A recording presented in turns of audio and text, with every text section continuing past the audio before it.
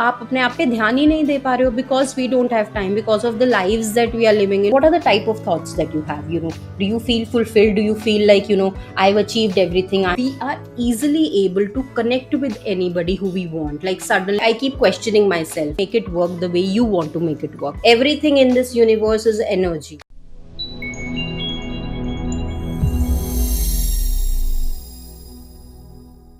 Hey everyone, welcome back to the podcast Beyond the Peel, your journey to self transformation. Today I'm going to talk about a question actually that a lot of people have on their minds, which is, what do I truly want? Like, they feel my career is going okay. I have a job which pays me and pays off my bills. My relationships are going okay. My personal life is going okay, and it's just okay. Like, not all of the days everybody's happy, right? And so is it with me. So they're like, yeah, I think it's okay, but what do I want? I don't know. I think I'll just be a mediocre all my life and just go with the flow, I guess. But the fact is that what do you really want in life, which you are currently compromising, is really a game changer.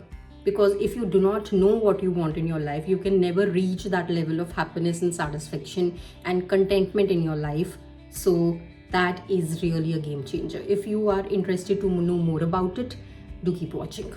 So starting off, first and foremost, it's about self-discovery.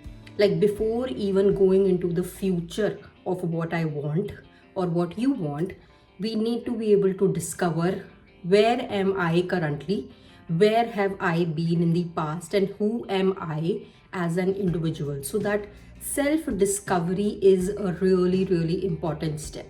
Now, there are 5 steps that I'm going to walk you through, which is going to be like a blueprint for you to understand what is it that you really want out of your life. So let's get started. First and foremost, understanding yourself. As I just said, like, understand your own personality, understand your own DNA, understand your whole life. This step is all about retrospection. We are not discussing anything in present or anything in future. We are discussing everything about our past. Whenever you plan to do the self-assessment, 30 years of age, 40 years of age, whatever, this self-assessment is going to be the first step, irrespective of the age that you're in or irrespective of the stage of your life you're in. So understanding yourself is the first and foremost step. So what does that mean is, so understanding what your personality is. So there are multiple tools available out there online which can help you assess your personality. I have personally used a tool called Enneagram, and it has told me what my personality is. But what you must be wondering, like, what benefit is it if I understand my personality, right? So the most important thing we have to understand when we are trying to understand our personality is that we know what is it that we like, we know our strengths, we know our weaknesses. It's like, understanding the whole of yourself. You understand why you're behaving a certain way in certain situation. So that personality assessment test is literally the very first step. You've got to understand what are your base values. When I say base values, like, what are the things that you are really excited about? What are the things that make you happy? What are the things that make you sad? Like, what are your emotional triggers? So understanding your personality and your base values is going to help you give a good picture of where you stand at the moment. So the example of base values could be like, someone could be very family oriented. Someone's base value could be like they really enjoy traveling. That's their base value. Someone's base value could be they really enjoy freedom. Like, if someone tells them something to do, they'll not do it. They will only do it when they feel like, which is in my case as well. So I really value my freedom and my ability to control my life. For someone, the base value could be power. Like, for politicians especially, like, they want to be in the power and in charge. For someone's base value could be being spiritual, being religious, like they really find solace in that. For someone's base value could be like soft, very money oriented, like they really, really feel happy if they have all the materialistic things in the world. So these are different type of base values that exist. Like, there are, I think, around 300 or 500 base values, and of those maybe 10% of them are things which we can relate to. So the reason why understanding base values is important is because we know that what is it that makes us happy and what is it that makes us not happy. So there are a lot of emotions of not being happy. I'm not going to describe all of them here, but understanding that what are the things that really excite you, so that you focus only on them, as opposed to the situations which make you anxious and things that you do not like. For example, I really get irritated when I sense there's some sort of cleverness in a person, or they are just trying to manipulate others. I really dislike it, and I try to stay away from those people, as opposed to other people who are like very open-minded. So my base value is being very open-minded with any person that I am in touch with. So that is what I like. So since I know what my strength is, I will go towards the situation which align with my base values and my strengths, as opposed to things which trigger me. Because repeatedly, if we go behind, or repeatedly if we are in a situation which trigger us and always put us in negative emotions and in that negative space, we will not feel good about ourselves. So understanding who we are from core and understanding what is our DNA made up of, or what our base values are, is literally the first step that you want to do if you want to understand what you want out of this life. Now, the other important thing is understanding in this step, apart from understanding your personality and base values, is understanding at which stage of life you are. So I've already spoken about it in my previous video. There's something called as a wheel of life, wherein there are different areas of our life. Like there is a career, there is relationship, there is a fun element to it, there is friends and family, there is spirituality, and there are, I think, 8 to 9 areas of our life. I'll leave the link to that here as well in the description below as well.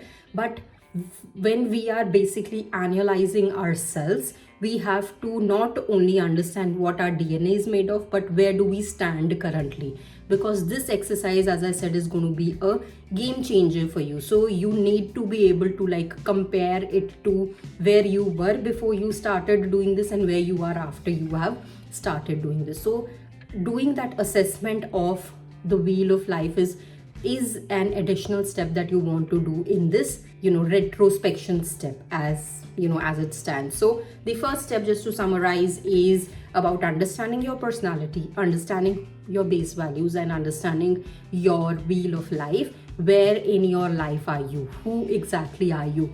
So that retrospection and looking back and understanding who you truly are is a very important first step that will give you answers to what you really want in your life. Okay, now step number 2 is journaling. Now, a lot of times, even when I started off my self-transformation journey, I didn't really believe in taking a notebook and a pen and writing few things. I always used to just rely on a computer, and why do I need a pen and a notebook when I can write everything on my laptop?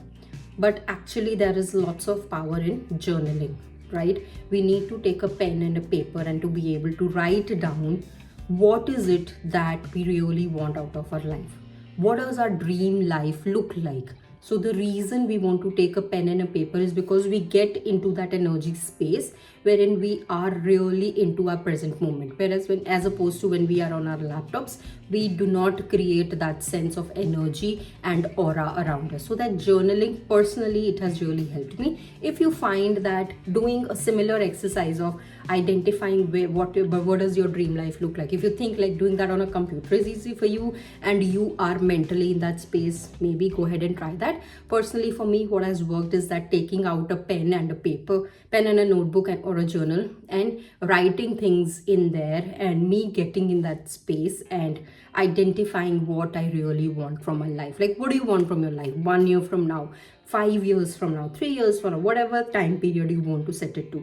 So writing it down in very clear terms and painting a very beautiful picture of what your future should look like and writing it down on a paper really is a game changer. So second step after you've identified yourself is journaling, which means that you have to, basically write down your thoughts on what makes you happy. Like, what are the things that frustrate you? Obviously, when you're writing your dream life, you don't want to focus on things that frustrate you, but what does your happy place look like? Like, you could be writing about a home, the type of home that you want. You could be talking about the type of car that you want, or what does your family environment look like? What does your food table look like? What does, you can go in as much detail as possible, because it is your life and you are creating your dream life.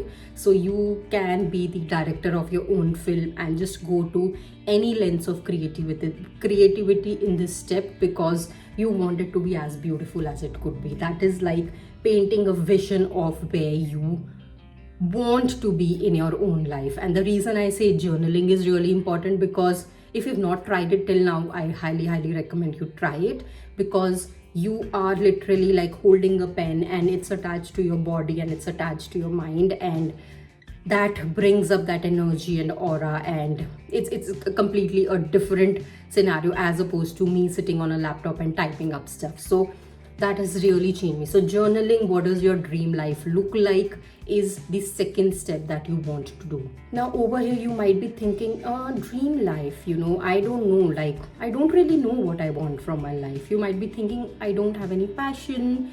Like, be very careful of things that you read online about discovering your passion. A lot of things that I've read online about discovering your passion, they speak about starting a new hobby and trying out different things and see what suits. But the reality is, a lot of times we do not have the luxury of trying out all the different things and then discovering our passion, right?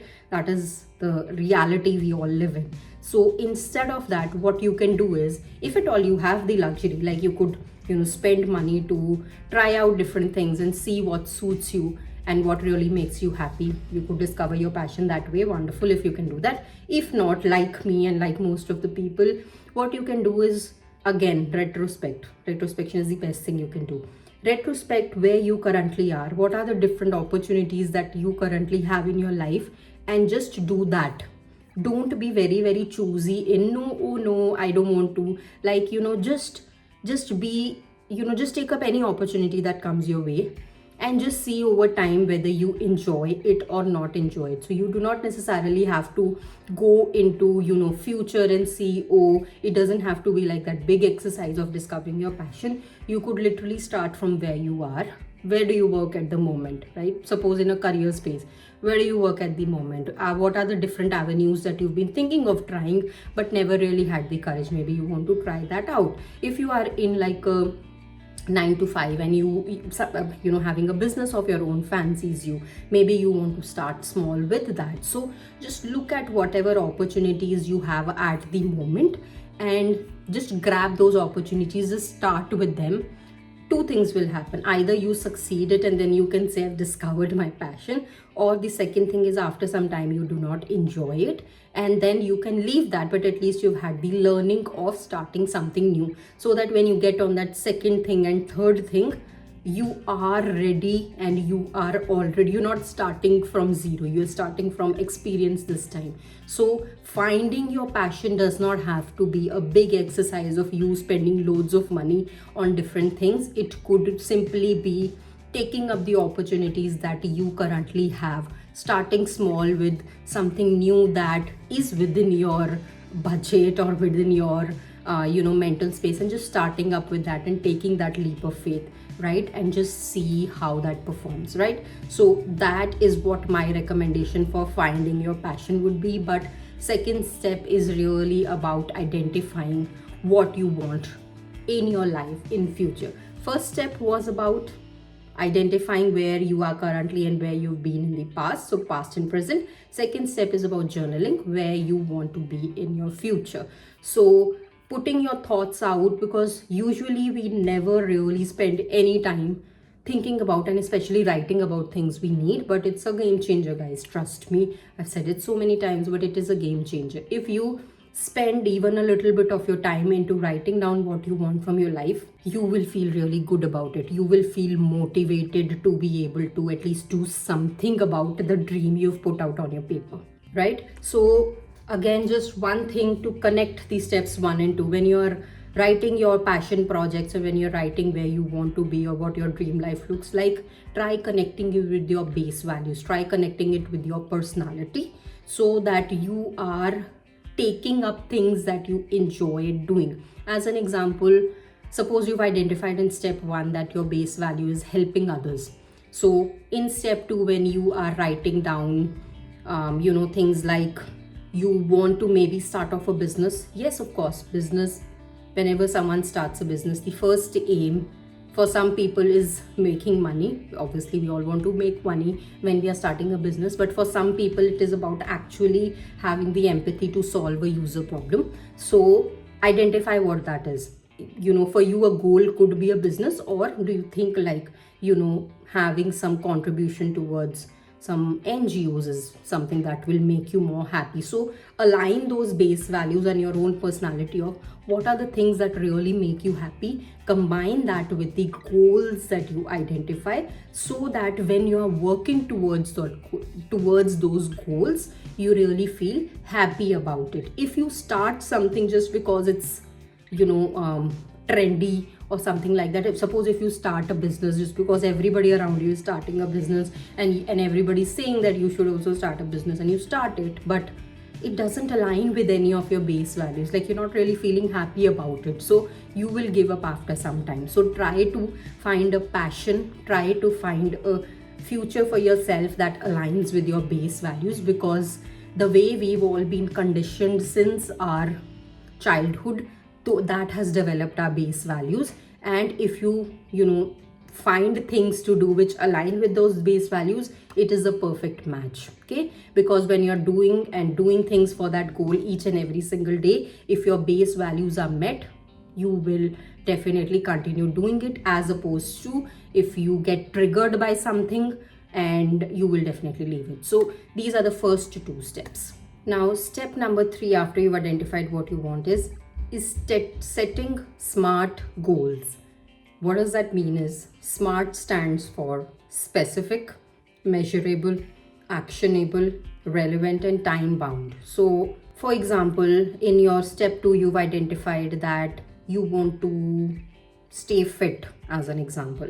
Your base value is body positivity, as an example. You really feel good if you feel beautiful inside and out, and that really makes you happy from inside. And that's why you've set a goal, say that you want to lose weight or gain weight, or just have a perfect body, maybe have a beautiful face, whatever that is. So you've identified goal around your body, and instead of saying that I want to stay fit, set the goal as I want to reduce weight by 5 kilos by whatever date you want to choose. So what we are doing by that is a SMART goal. How it's different from a generic goal is that it's smart.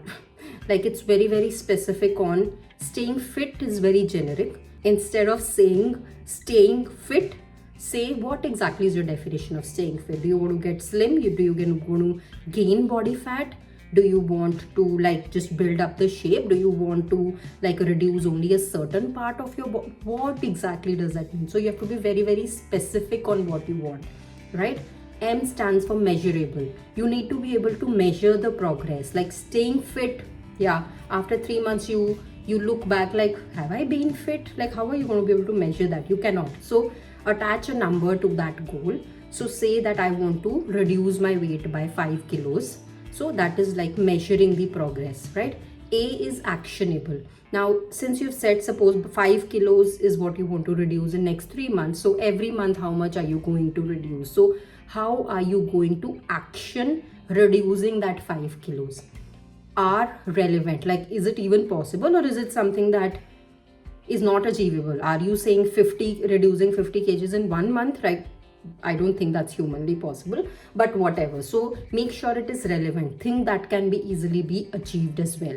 And T is time bound. Make sure, like you said, 3 months, 6 months, whatever that is. Not recommending you to make it quicker, but set some time. Like if you don't set some time, again, if you say I just want to stay fit, when are you going to measure it? Like, how are you going to measure it? So being very, very specific about the goals that you're setting is very important. Reason being that you want to be able to measure the progress, whether you're even succeeding in achieving that goal or not, right? So that is really important. Step 3 is identifying making the goals really smart. Step 4 is dividing that goal into smaller pieces, so actionable part of SMART.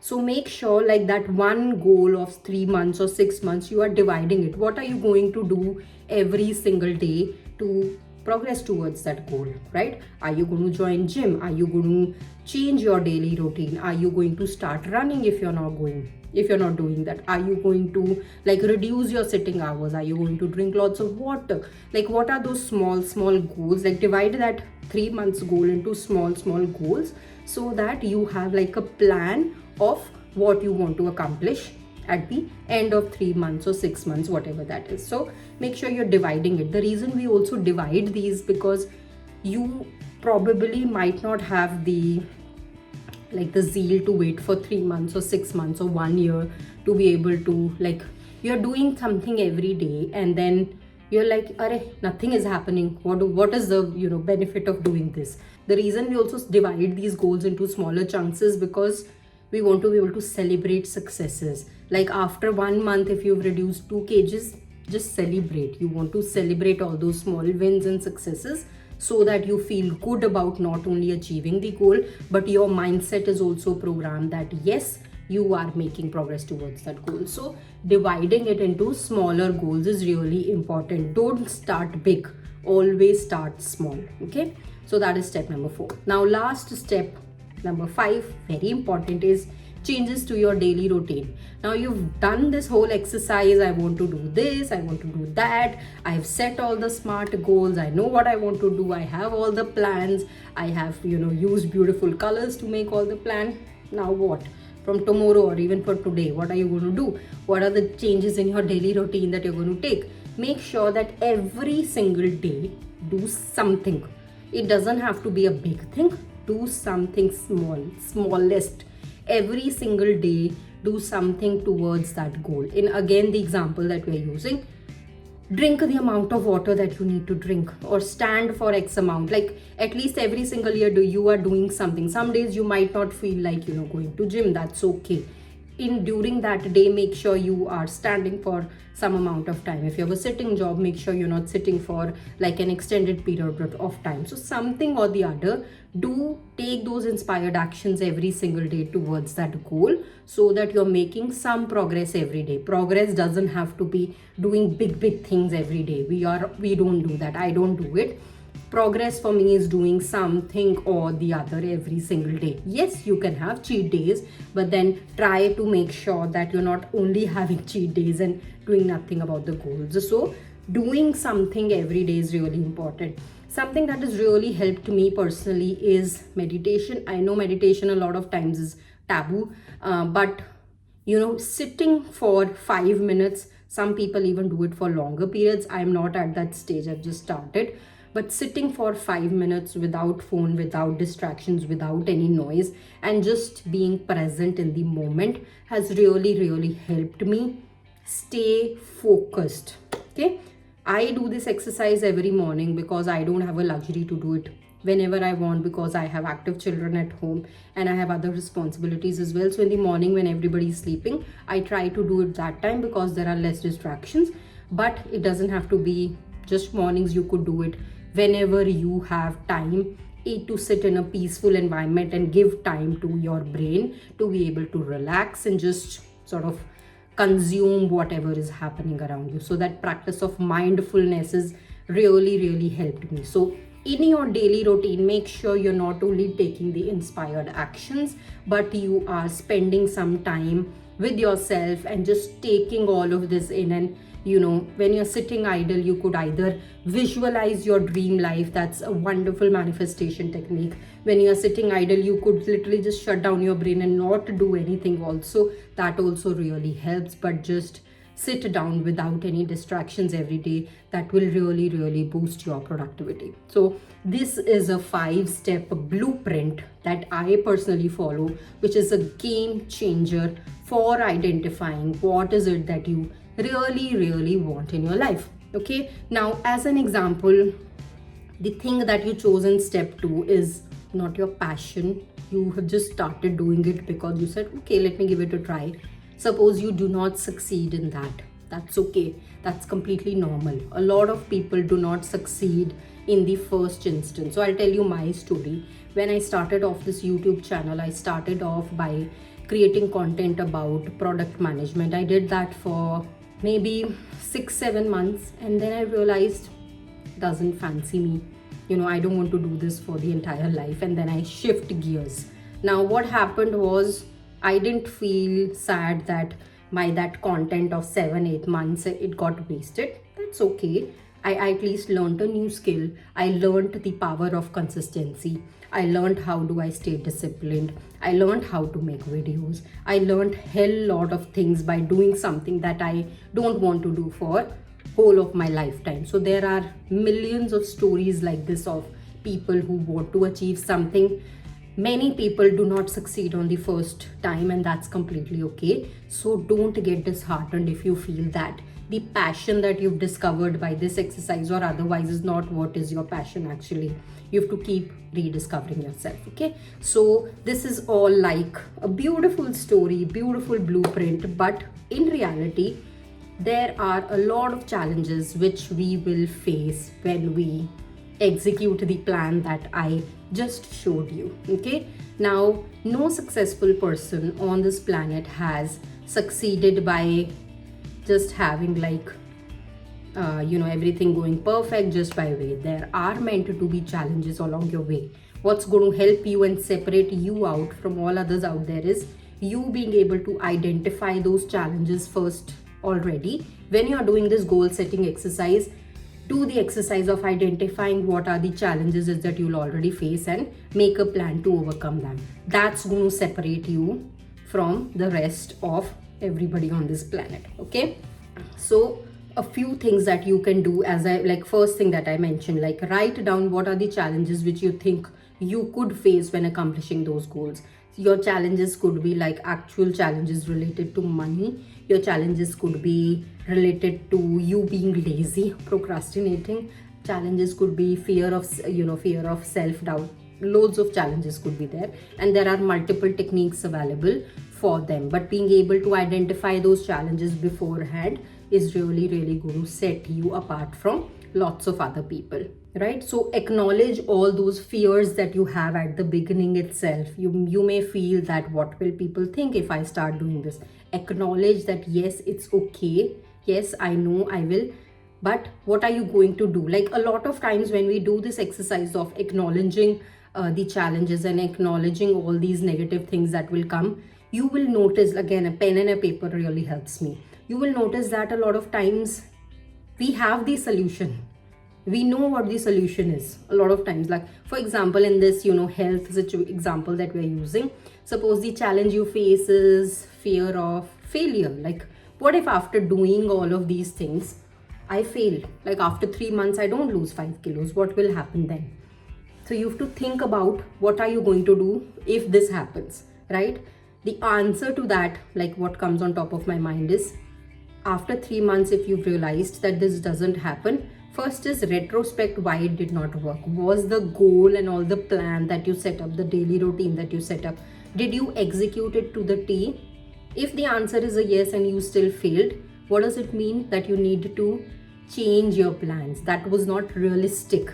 It doesn't mean you failed. It means that you've learned what works and what doesn't work. So you, at the end of 3 months, you change the plan. That is the action step that you have to take, instead of going in disappointment and saying, oh, I'm not going to do this. This is waste.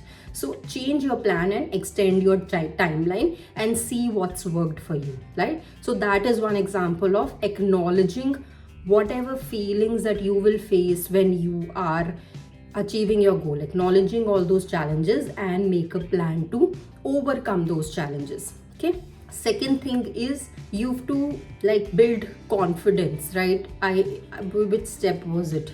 Wherein I think it was step 4, which was about breaking those goals into smaller tasks. So You want to be able to celebrate successes and wins, whether they are small successes, whether they are small wins, so that you are building your own confidence. If you measure the success of your goal only after 3 months or 6 months, there's a lot of time, right? There is 90 days within that. And if your mind, and if you are not getting the proof of success of you accomplishing that goal, you will feel disappointed, and it is natural.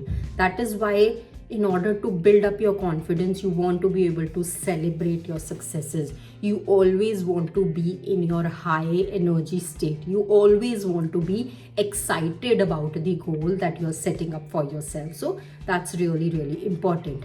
And third very important thing that you want to do is taking up risks. So when you are in your goal achieving journey, do not hesitate to not work on things that you've not worked before.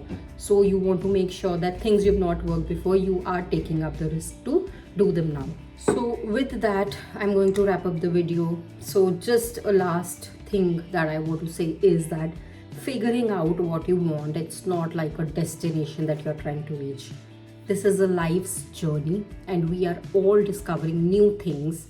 Like if I look back 5 years from where I was, or 10 years from where I was 10 years back, I am a completely different person. Things that I wanted then are not the things that I want now.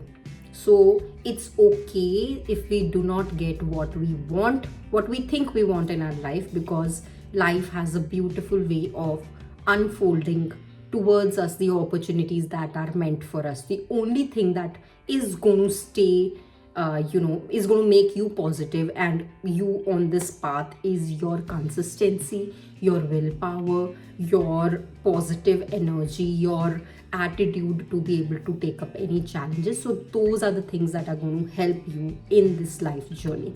Okay, so do let me know via comments below on how you find this video, and if this is something that you already practice. If you already practice, is there any challenge you face in any of these steps, yada yada yada. Okay, so with that, I'm going to wrap up the video, and I'm going to see you all next week with another interesting topic. Bye bye.